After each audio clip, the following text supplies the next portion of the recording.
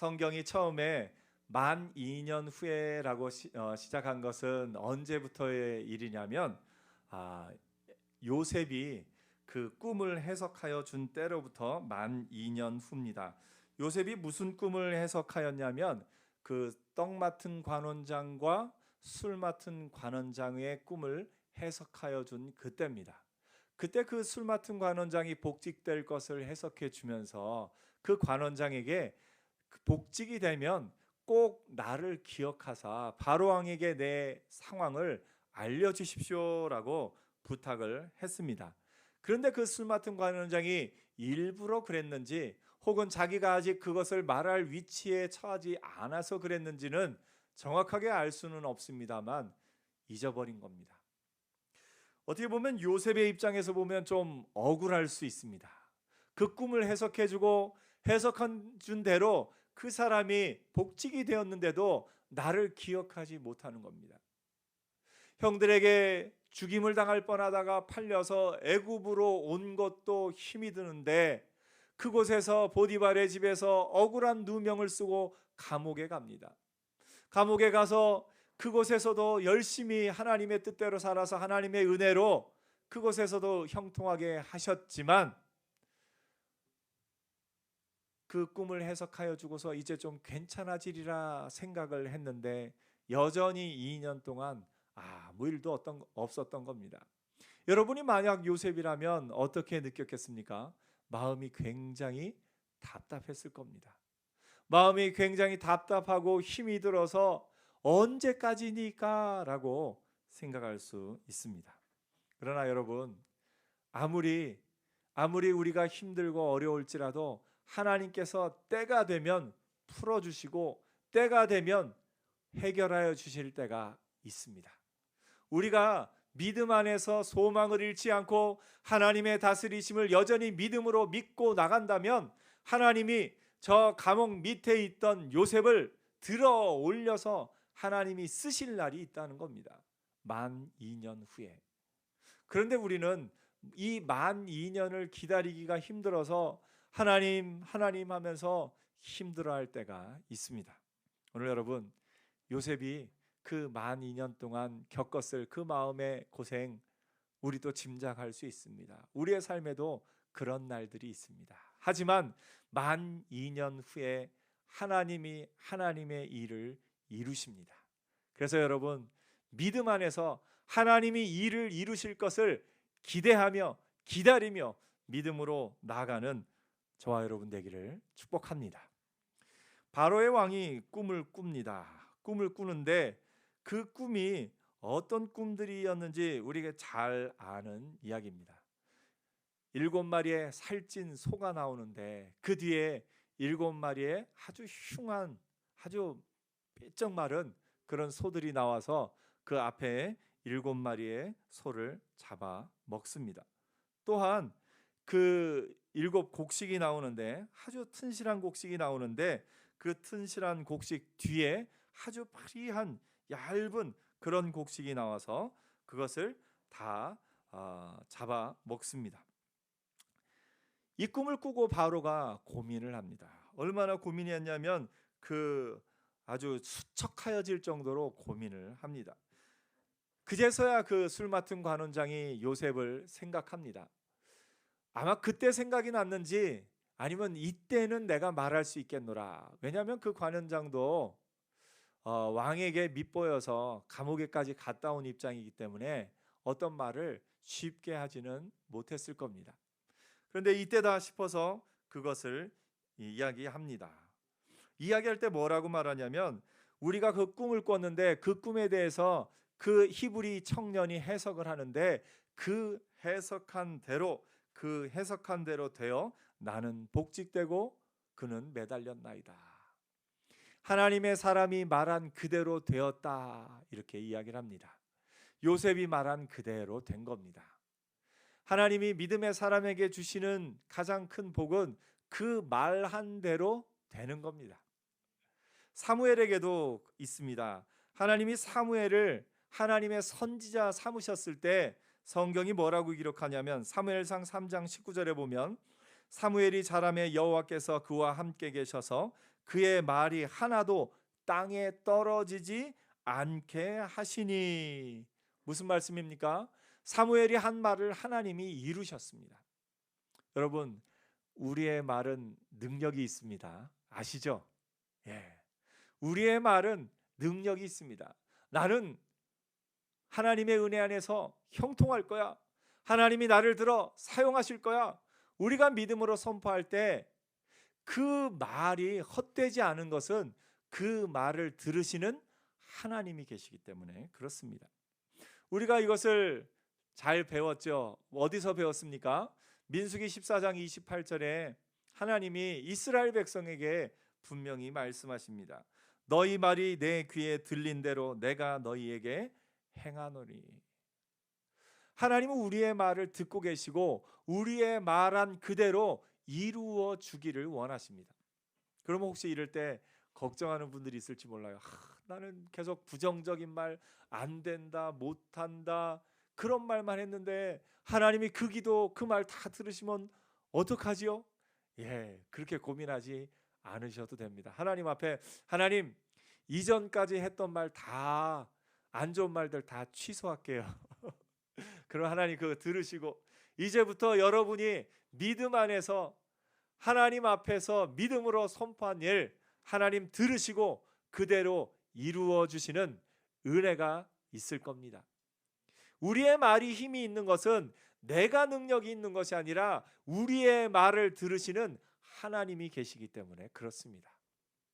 그래서 우리는 만날 때마다 축복하는 인생을 살아야 돼요.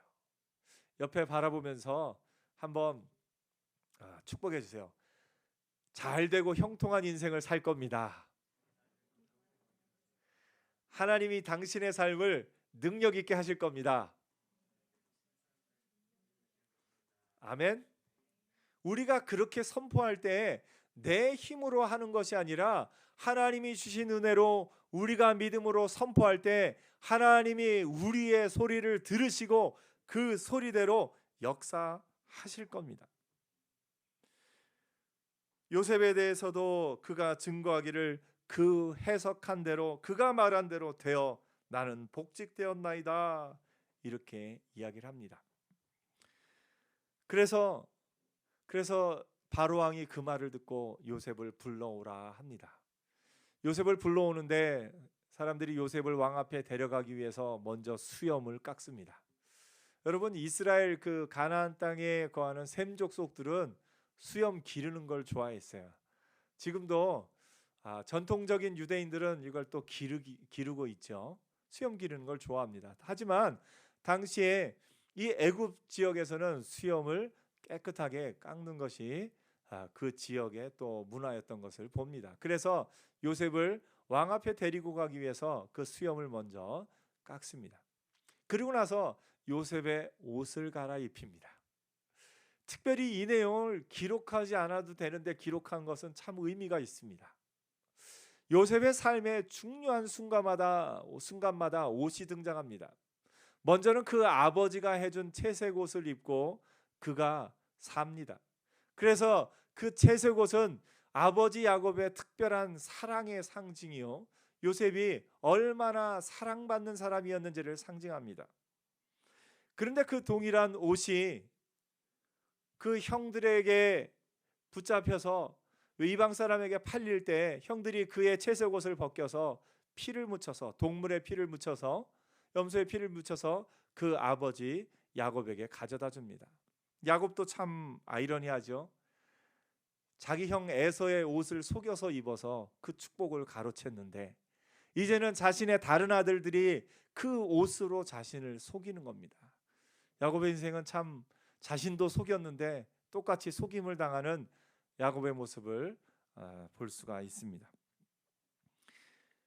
그때 그 요셉의 채색 옷은 빼앗겼고 피에 묻어서 그 아버지에게로 가져갑니다. 보디발의 집에 와서는 요셉이 그 보디발의 아내의 유혹을 뿌리치기 위해서 그 겉옷을 벗어주고 그 자리를 피합니다. 그런데 그 겉옷으로 말미암아서 그가 억울한 누명을 쓰고 감옥으로 갇히게 됩니다. 요셉의 인생은 참 그 옷이 요셉의 상황을 잘 묘사해 주고 있습니다. 그런데 오늘 나오는 옷, 바로왕 앞에 서게 될 때 이 옷은 하나님이 그 꿈을 통해서, 꿈 해석을 통해서, 또 그 술 맡은 관원장을 통하여서 요셉을 다시 옷 입게 하십니다. 뒤에 나중에 요셉이 그 형제들과 만나는 과정 속에서도 형제들을 다시 보내고 할 때도 옷을 한 벌씩 주어서 보내고, 특별히 사랑하는 베냐민에게는, 자신의 동생 베냐민에게는 은도 넣어주고 옷을 5벌이나 넣어주는 그런 장면이 나옵니다. 요셉에게 옷은 굉장히 큰 의미가 있는 사랑의 표현이고 또 자신의 고통의 표현이기도 했던 것을 봅니다. 그 가운데 요셉의 인생이 하나님이 입혀주시는 옷을 입는 날이 바로 오늘 본문에 나옵니다. 그동안은 아버지가 입혀준 옷으로 말미암아 형들에게 시기를 당하기도 했고, 그 옷에 피가 묻혀져서 그 아버지에게 슬픔을 가져다 주기도 했고, 또 보디발의 아내를 피하기 위해서 벗어놓고 온 그 겉옷 때문에 억울하게 감옥에 가기도 했지만, 그가 여전히 믿음 안에서 담대히 나갈 때 하나님이 결국은 왕 앞에 설 옷을 입혀주시는 것을 봅니다. 여러분도, 저와 여러분도 하나님이 입혀주시는 옷을 입을 날이 올 겁니다. 하나님이 입혀주시는 옷, 하나님이 높여주시는 그 옷을 입고 사는 저와 여러분 되기를 축복합니다. 내가 노력해서 얻은 옷이 아니라, 내가 거짓으로 얻거나 내가 악한 것으로 얻은 옷이 절대 아니라, 내가 믿음 안에서 하나님의 은혜 안에서 그 고통 가운데서, 그 감옥 가운데서도, 그 종으로 팔려가고 감옥으로 지내는 가운데서도 믿음으로 하나님의 은혜 안에 거하였더니 하나님이 옷 입혀 주셨노라고. 나의 삶 속에 내가 믿음으로 견뎠더니 하나님이 결국은 나에게 이 옷을 입게 하셨노라고 기쁨으로 고백하는 저와 여러분 되기를 축복합니다. 하나님이 옷 입혀 주실 날이 있습니다. 옆에 한번 또 축복해 주세요. 하나님이 주실 옷을 받아 입고 삽시다. 아멘. 또 옆에 해주세요. 하나님이 좋은 옷을 입게 하실 겁니다. 아멘. 하나님이 우리의 삶 가운데 하나님이 주시는 옷이 있습니다. 요셉이 그 옷을 입고서 이제 왕 앞에 나아갑니다. 왕이 요셉에게 말합니다. 너는 꿈을 들으면 능히 푼다 하더라. 이때 요셉의 대답이 참 멋있습니다. 요셉이 바로에게 대답하여 이르되 내가 아니라 하나님께서, 이렇게 이야기합니다. 뭐라고요? 내가 아니라 하나님께서. 우리의 평생은 이 말 한마디를 하기 위해서 열심히 사는 겁니다. 어떻게 그렇게 똑똑하세요? 하나님께서 지혜를 주셨어요. 어떻게 그렇게 자녀들을 잘 키우셨어요? 하나님이 키우셨죠. 어떻게 그렇게 좋은 직장에서 또 여러 사람을 도우며 살 수 있습니까? 하나님이 은혜 주셨죠. 어떻게 그렇게 힘든 가운데서도 그렇게 밝게 웃고 살 수 있습니까? 하나님이 하셨습니다. 내가 아니라 하나님께서. 우리의 고백 가운데 하나님이 가장 기뻐하시는 찬양의 고백이 이겁니다. 우리 오늘 전사님 찬양 인도를 하는데 너무 멋있더라고요. 베이스 기타를 치면서 찬양 인도하는 거 저는 처음 봤어요.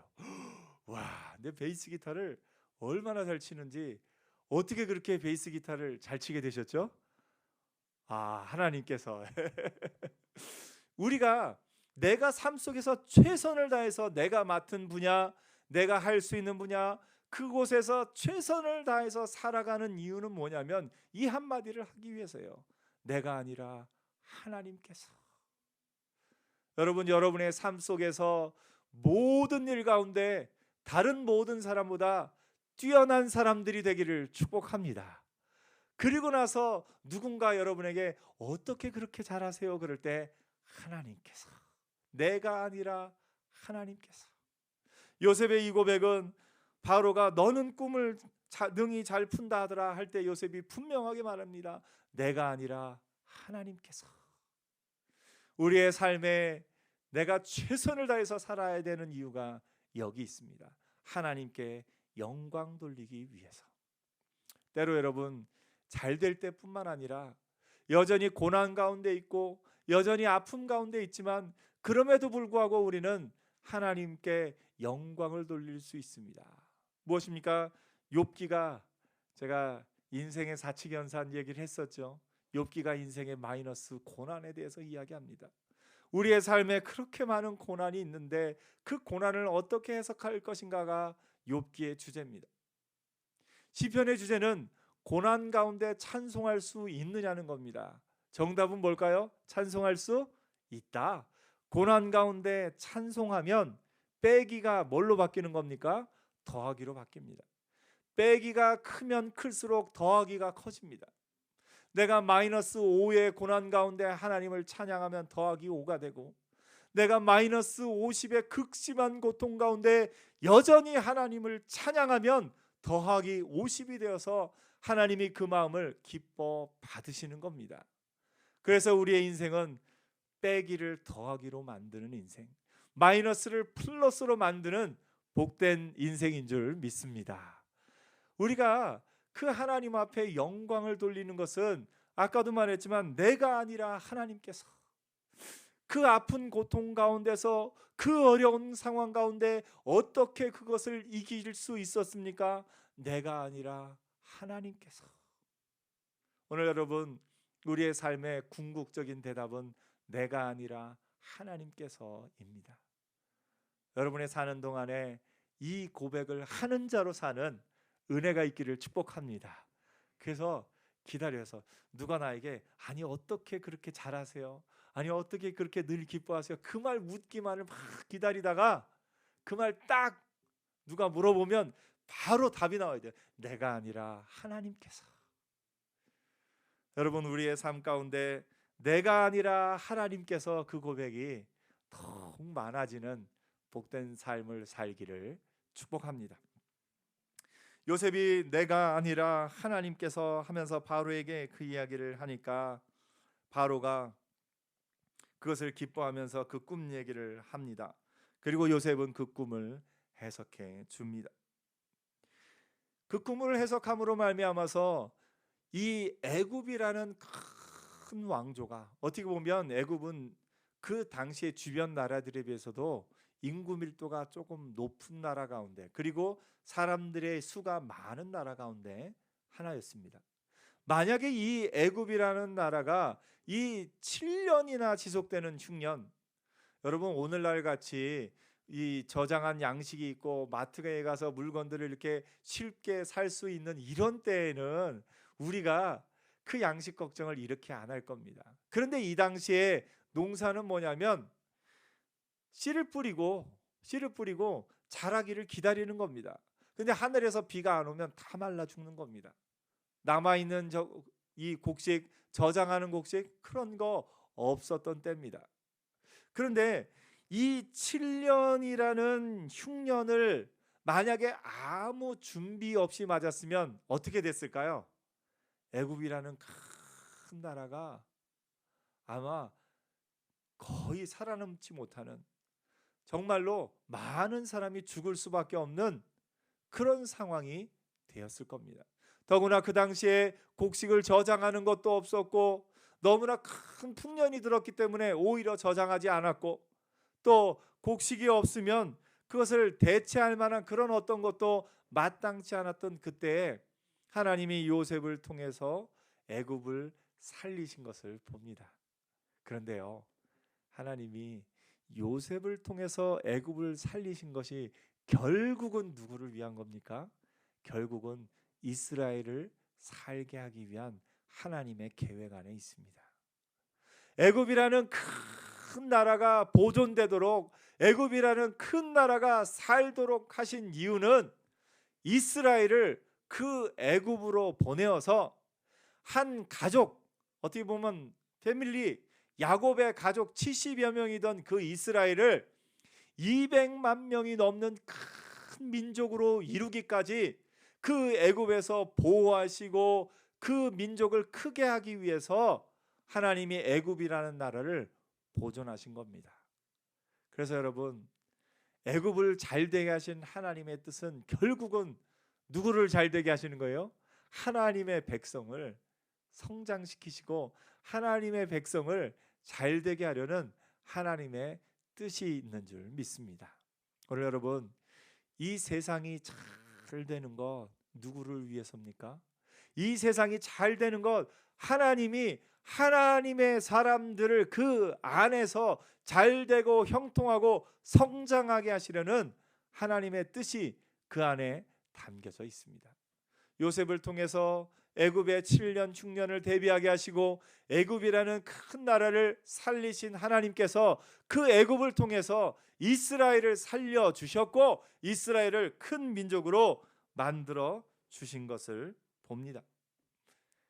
그래서 우리는 이 나라를 위해서도 하나님 앞에 기도해야 될 때 하나님이 이 나라를 잘 되게 하심으로 말미암아 이 나라가 하나님 앞에 쓰임 받게 하소서. 이 나라가 잘 되는 것 결국은 이 나라에 있는 하나님의 백성들 하나님이 잘 되게 하심인 줄 믿습니다 하고 우리가 기도해야 할 것입니다. 요셉이 그 꿈을 해석하면서 그 꿈에 대한 어떤 답도 제시해 줍니다.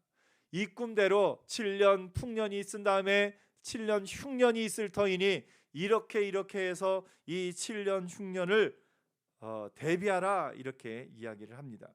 그러면서 요셉이 바로에게 이제 바로께서는 명철하고 지혜 있는 사람을 택하여 애굽 땅을 다스리게 하시고 이렇게 조언을 합니다.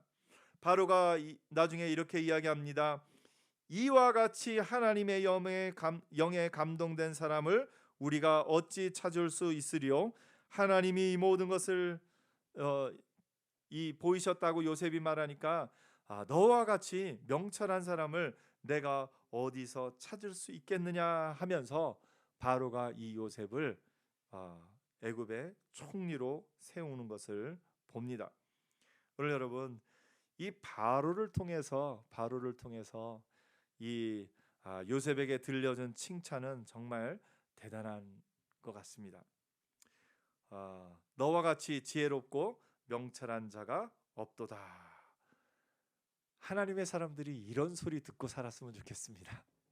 너와 같이 명철하고 지혜로운 자가 없도다. 그런 소리를 믿음 안에서 듣고 사는 하나님의 사람들 되기를 축복합니다. 우리가 믿음 안에 거할 때 하나님이 우리로 하여금 그런 이야기를 듣게 하실 겁니다. 오늘 요셉을 향한 이 바로의 칭찬 가운데 그렇게 함으로써 이제 요셉을 애굽의 총리 삼으셨고 이 요셉을 통해서 애굽이라는 온 나라가 7년 풍년 동안에 7년의 흉년을 예비하고 그 7년 흉년을 살림으로써 애굽 온 나라를 보호한 것을 봅니다. 여러분, 이 시대의 요셉 되기를 축복합니다. 요셉은 어떤 사람이었냐면 7년 흉년을 대비하여서 그 애굽 온 나라를 먹여 살린 사람입니다. 하나님의 사람은 어떤 사람이냐? 먹여 살리는 사람입니다. 이 시대는 참 한 명의 인재가 많은 사람을 먹여 살린다고 합니다. 사실 미국이라는 나라를 가보면 그 나라 모든 사람이 다 똑똑한 것만은 아닌 듯합니다. 그런데 또 그 중에 몇몇 아주 뛰어난 사람들을 통해서 미국이라는 큰 나라가 큰 기업들을 만들고 이루면서 그 나라 전체가 돌아가고 그 나라가 먹고 사는 것을 봅니다. 한 명의 인재가 수만 명을 먹여 살린다 이야기합니다.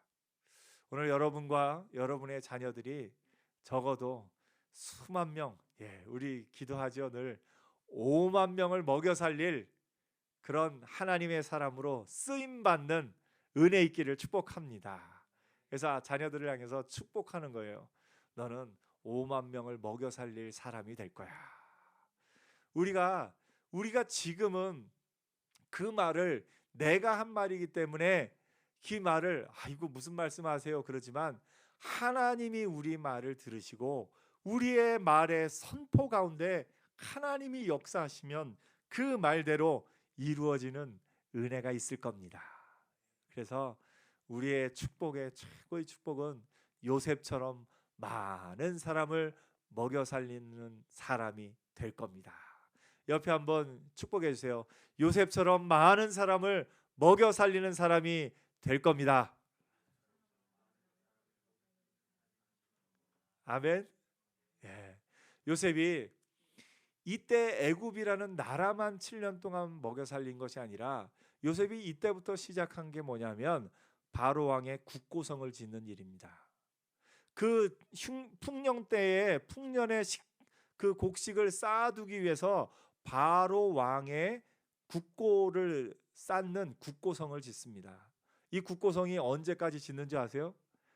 이스라엘 백성이 애굽 땅을 떠나오기 직전까지 이스라엘 백성이 지었던 성이 국고성 비돔과 람셋입니다.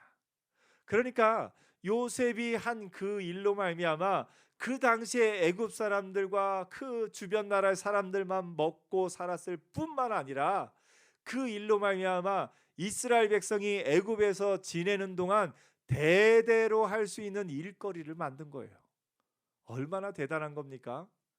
요셉이 그 자신이 그 일을 스스로 계획하고 꿈꿔서 된 것이 아니라 그가 하나님의 은혜 안에 믿음 안에 거하고 어느 곳에 가서나 저 종으로 팔려가서나 감옥에 가서나 그 자리에서 최선을 다해서 하나님의 은혜 안에 거할 때 하나님이 어느 날 하나님이 입혀주신 옷을 입고 나가게 하시고 그 옷으로 말미암아 하나님 앞에서 또 바로왕 앞에서 높임을 받게 되고 이 모든 일을 이루게 된 겁니다. 그래서 요셉의 그 다스림으로 말미암아서 그 7년 동안에 애굽 사람들이 먹고 살았을 뿐만 아니라 그 이후로도 400여 년 동안 이스라엘 온 백성이 그 성을 쌓으면서 그것으로 말미암아 이스라엘 백성이 먹고 산 것을 보게 됩니다. 오늘 여러분 요셉처럼 먹여 살리는 사람으로 많은 사람을 먹여 살리는 사람으로 사는 은혜가 있기를 축복합니다. 말씀을 맺겠습니다. 오늘 요셉은 그가 감옥에 있을 동안에 그 2년 동안에도 여전히 믿음을 유지하였고 여전히 하나님 앞에서 하나님의 은혜를 입고 형통함을 입었기 때문에 결국은 그가 하나님이 입혀주시는 옷을 입고 수만 명을 먹여 살리는 수만 명이 아니라 수백만 명을 그리고 그 시대뿐만 아니라 다가오는 세대에 그 자손들을 먹고 살게 만드는 능력자가 된 것을 봅니다. 오늘 여러분 우리도 우리의 삶 가운데 요셉과 같은 믿음이 있기를 축복합니다.